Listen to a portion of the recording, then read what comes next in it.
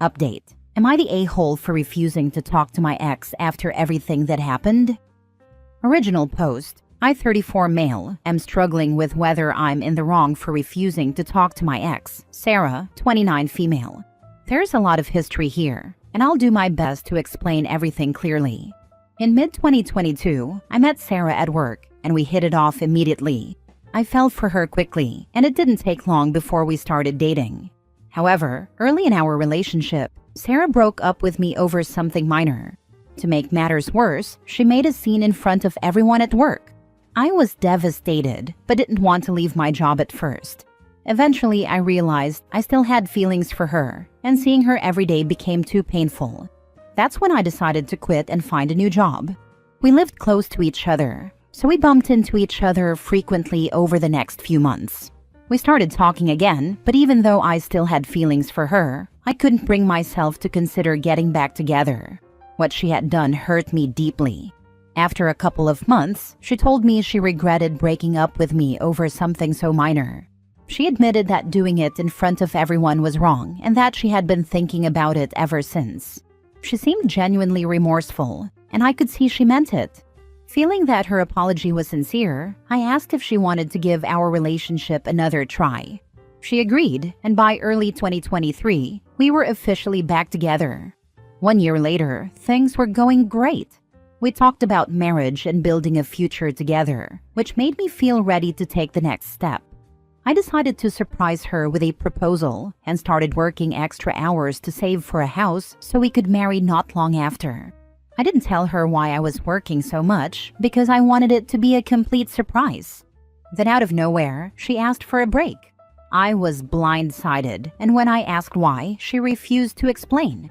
Around the same time, I noticed she had been talking non-stop about a new guy at her workplace. But suddenly, she stopped mentioning him altogether, which made me suspicious. Confused and hurt, I reached out to one of my close friends, Emily, who, along with her boyfriend, still worked at the same place as Sarah. I vented to Emily about what was going on and asked if she knew anything. She said she didn't because she worked in a different department, but she promised to ask around. A few days later, Emily got back to me. She told me that Sarah had been feeling like I was distant lately, especially with me working extra hours and not going out much. Emily said some of Sarah's colleagues had been encouraging her to take a break, claiming I wasn't treating her well and wasn't as invested in the relationship. On top of that, they were trying to match her up with a new guy at work, saying they'd make a better pair. I told Emily about my plans to propose and buy a house for Sarah and me. That was the reason I'd been working so much. I wanted to surprise her with something big. After about 2 weeks, Sarah called me and asked to meet up. I agreed but told her up front that I needed an explanation for why she wanted a break before we could discuss anything else. She brought up how distant I had seemed, saying it made her feel like I wasn't as invested in the relationship anymore. I told her that if she had just talked to me about it, she would have known there was a reason for my behavior. But now, it didn't matter anymore. Then she mentioned the new guy at her workplace. I said his name before she could, and she looked surprised, asking how I knew. I told her I wasn't an idiot. I'd noticed how she suddenly stopped talking about him after bringing him up all the time. She swore that she had never cheated on me. I replied that looking for someone better at the first sign of trouble could be considered cheating by some. At that point, I told her I didn't want to hear whatever else she had to say. Whether or not she wanted to get back together didn't matter. I was breaking up with her regardless. The breakup deeply hurt me. I couldn't bear staying in the same place, so I asked my company for a transfer and used the money I'd saved for the proposal to start over in a new city.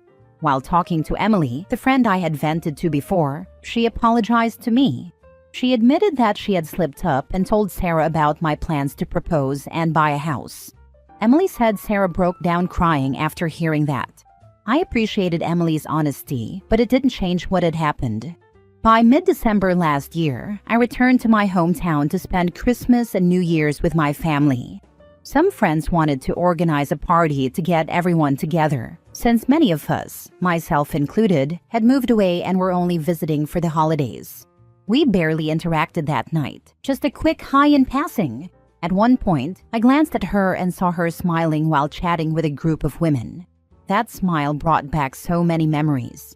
I realized that seeing her smile still made me feel the same way I did the first time I saw it.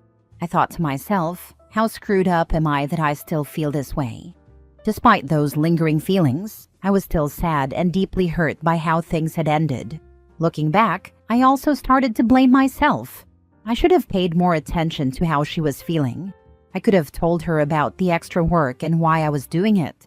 Maybe things would have turned out differently.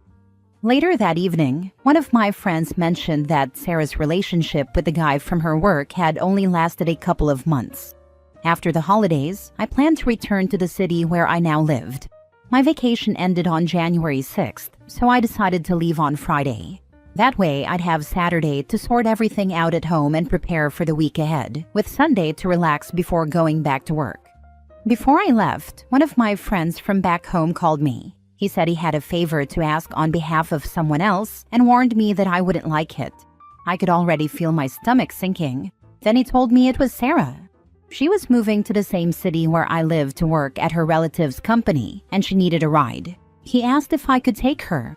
I didn't even think about it before I said no. The idea of being stuck in a car with her for hours was too much to bear. It would have been painfully awkward, just like the party, and I wasn't ready to put myself through that. He told me that Sarah and I needed to talk, but I wasn't having any of it. I went back home, and last week, I went for a run and stopped to rest a little in a park when I heard a familiar voice say, "Hi." It was Sarah. She tried to start a conversation by asking how I was and mentioning that we didn't get a chance to talk at the party, but I cut her off, saying I didn't want to talk to her. She told me not to be like that we needed to have a conversation, but I said no. She asked how I could still resent her after almost a year and after everything we'd been through, but I told her it wasn't resentment. I was very honest. I told her that thinking about her, talking about her, or even seeing her still hurts a lot, and that's why I couldn't talk to her. She said that was exactly why we needed to talk. I didn't see the point, so I just walked away. Since then, Sarah has tried to approach me twice more, and I've shut her down both times. Some of my friends think I'm being too harsh and that I should talk to her for closure. Others say it's not okay to torture her over what happened forever. But that's not what this is about. I don't have any resentment or negative feelings toward her anymore. I even recognize now that I share some of the blame. But it still hurts. I can't talk to her because it's like reopening an old wound that never fully healed. So, am I the a-hole for refusing to talk to her? Now for the top comments before reading the update. Not the a-hole. She wants closure because she needs it. Don't do it. Leave her behind. Remember, first sign of trouble and she ran off to cheat with some creep. She deserves nothing but contempt and silence. She doesn't want closure. She wants another chance to get back in with him. I don't know if that's the case really. 50-50. Don't relent. Stand your ground, brother. She screwed you over twice already. Don't give her a third opportunity. Not the a-hole, but if you go back to her, you will be a dumbass. There's not a chance of me going back to her. Good man. Good luck with everything. You sound pretty well put together. You'll find her. She's out there looking for you. Now for the first update. Hey everyone. I wanted to give an update and thank you all for your input. I took the time to read through every comment, and while I didn't respond to all of them, it was only because I didn't have anything to add. I'm truly grateful for everyone who shared their thoughts. It has been incredibly helpful. After reading everything and thinking it through, I've decided to stick to my decision not to talk to Sarah. Something I forgot to mention in my original post, though I did tell a few commenters, is that I blocked her everywhere after we broke up the second time. Over the last few days, it seems like her persistence has started to backfire. Some of our mutual friends, including the ones who initially told me I should talk to her, have become frustrated with her constant attempts to contact me. Apparently, they've started turning on her because of it. 3 days ago, Emily, the friend I vented to back then, made a post on social media about stalkers. She didn't name Sarah, but a lot of people picked up on what she meant. I've also seen several comments on my original post suggesting that Sarah might have been stalking me. Her job in the same city and her coincidental appearance at the park all line up with that theory. For what it's worth, I know her uncle owns a company here, so maybe that is really why she moved. But honestly, it's not my problem, and I'm not going to look into it. Things have been quieter, friends have dropped the subject, and Sarah hasn't tried to reach out again. That is until yesterday. I watched the UFC event with some coworkers. When it ended, I was heading to my car when my phone rang. It was one of our mutual friends calling. She said she had been talking to Sarah and asked if she could pass along a message. I sighed but told her to make it quick. The message was simple. Sarah said she understands why I don't want to talk to her. She promised she wouldn't try to reach out again, but added that she still thinks we need to talk. She said the door is open if I ever want to. I told my friend I didn't have a message to pass back and asked her not to bring up Sarah again in our conversations. If what Sarah said is true, it's a relief, but I'm not holding my breath. I wouldn't be surprised if she tries something else. Maybe she thinks giving me space will make me go to her, but it won't. That chapter of my life is closed. Right now, I just want to focus on myself. I probably won't be dating anyone anytime soon. If there is one thing I've learned, it's that I need to get to know people better before jumping into a relationship. I've also been thinking about how loosely I use the word friend. That is another part of my life I need to rethink. Some of the people I have called friends have proven they don't have my best interests at heart. A few people suggested therapy in the comments, and I'll admit it is something I've been considering. For now, I'm giving myself time to heal on my own, but if I still don't feel right after a while, I will look into it. Thanks again to everyone who took the time to comment. Your advice has been a huge help in sorting all this out. This is exactly why monkey branching is a terrible dating practice. It's cheating with extra steps. That's why she keeps pushing. She knows what she did, just like she knows what she lost. Yet, ironically, she's too naive to understand that even if y'all got back together, you don't look at her the same. That's totally understandable. You're right, it would not be the same. Especially since they actually dated after you two broke up. To think that she went along with it right after finding out about the plans to propose just seems really selfish and inconsiderate of the full situation. Glad to hear you are prioritizing yourself, OP. It sounds like you're doing well and moving on. Keep focusing on yourself and enjoying what you have. If you feel you need counseling, do it when you are ready. Good luck. I think now people around me understand my situation and what I truly need. That will help a lot. Now for the final update. There's been no sign of Sarah these past few weeks, and no one's brought her up in conversation either. That's a good thing. Then last Tuesday, February 11th, I got a DM from Sarah's mother. She said she wanted to apologize for her daughter's behavior and asked me to call her. I've always had a great relationship with Sarah's parents. They're genuinely good people. Even during both breakups, they were always respectful and never overstepped. I didn't really want to talk about Sarah anymore, but I also didn't want to ignore her mother. After thinking it over for a few minutes, I decided I'd call her. However, if she tried to convince me to speak with Sarah or anything along those lines, I'd politely end the conversation. When she answered, she put me on speaker so Sarah's father could join in. I half expected to hear Sarah's voice too, but fortunately that didn't happen. The conversation itself was actually really good. They started by apologizing for Sarah's recent behavior. I immediately told them they had nothing to apologize for, but they insisted, saying they felt it was the right thing to do. They also told me they had no idea what had been going on until recently. Once they found out, they called Sarah and had a long talk with her. Her father admitted that it was the kind of conversation he'd expect to have with a teenager, not an almost 30-year-old woman. Sarah promised them she'd stay away from me and seek therapy. I felt relieved, not just for myself, but for her too. Everything that happened between us wasn't great, but I genuinely wish her the best. I hope she finds happiness. Before we ended the call, I thanked her parents and reiterated how much I respected and admired them. Now I can finally say with certainty that this is over. Sarah would never betray her parents' trust. Thank you all for the advice. It really meant a lot. I think it's time to finally move on from all of this. Yeah, I've been feeling better lately. So glad to read that. But even if things are starting to look more peaceful for you, Please consider therapy. Sarah hurt you deeply, and not just once.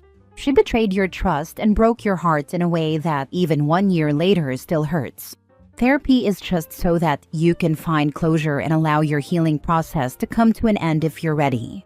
Keep in mind that Sarah left you with a lot of emotional baggage that could potentially strain an otherwise healthy future relationship. You deserve happiness, and a therapist might guide you to the point where you can fully close the chapter on Sarah emotionally. I wish you all the best. Thanks. I haven't made a decision about therapy yet. Her parents felt the need to call because she was seriously stalking you. I am relieved this is over for your sake, but I would definitely tread carefully. They probably felt the need to intervene before the law got involved. If it kept happening, I'd have no choice. Last story. Am I the a-hole for telling my girlfriend I wouldn't make her coffee anymore unless she stops micromanaging me? So for context, I, 24 male, and my girlfriend, 23 female, have been together for about 2 years, living together for roughly 6 months. Normally, we have a good routine. I wake up first, make coffee, and she wakes up to a nice hot cup. Recently, though, she started getting really particular about how she wants it done. She insists on using this super specific method, measuring the grounds to the exact gram, pre-warming the mug in the microwave for 30 seconds, adding the milk at a certain temperature, and on and on. At first I tried to oblige because, hey, if she loves coffee that much, I want to make it nice for her. But it got to a point where every time I handed her a cup, she'd grill me. Did you weigh the grounds first? Did you warm the mug? Is this whole milk or 2%? If anything was off, even by a tiny bit, she'd sigh and say it wasn't as good as the right way. One morning, she literally took the mug from me, dumped it down the sink, and started the process herself, while ranting that I never do it the right way. I got frustrated and told her, if you're going to be this picky, just make your own coffee. I'm done making something, only to be told how it's wrong every time. She got upset and said I was overreacting, that she just wants her coffee a certain way, and that I should respect her preferences. I argued that I was respecting her preference. I just didn't appreciate the constant criticism or micromanaging. She accused me of being lazy and unaccommodating. Now, I'm feeling guilty because I do want her to enjoy her morning coffee, but I'm also tired of feeling like I'm a barista under constant scrutiny. Am I the a-hole for telling her she can just handle it herself until she stops micromanaging me? Or should I just suck it up and follow her super detailed instructions? Now for the comments. Not the a-hole. If I ask my boyfriend to do something for me, I accept that it is a favor and I can't be picky. Like, babe, will you please help me clean out my car? It'd be really nice and a huge help. But when he does, I don't go white glove it and complain that he didn't wipe out the cup holders. He was being kind and helpful, but he's not my servant. You can't expect others to do nice things for you if you're nasty about your expectations for how they're done. It's that simple. She sounds like a piece of work. My house rule, if you don't like the way I do things, then you get to do it yourself the way you want it. Otherwise, don't complain. Not the a-hole. I like my tea in very specific ways. If someone drops a Lipton's bag in a cup and pours microwaved water over it, I say thank you and drink my terrible tea. Then I go make fancy stuff for myself. That's the only acceptable way to deal with someone making you a morning drink. You thank them, drink it, and then make a cup your preferred way. Agreed. I'm also picky on tea. That being said, I will drink the damn tea offered. I can be picky with my own damn teapot that I make myself.